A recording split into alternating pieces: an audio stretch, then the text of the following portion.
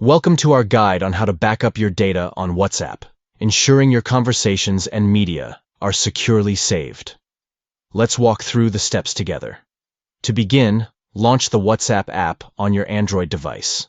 Once inside the app, locate the three dots at the top right corner of the screen. Next, tap on the three dots to access the additional options menu and select Settings from the list.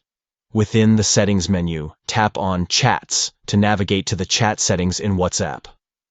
Now, tap on Chat Backup to manage your chat backup preferences and settings.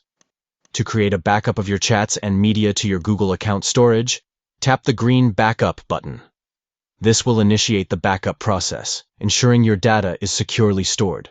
By following these steps, you can easily back up your chats and media on WhatsApp, providing you with peace of mind, knowing your conversations are safe and accessible whenever you need them. Thank you for watching, and stay tuned for more helpful tips and tutorials on maximizing your WhatsApp experience.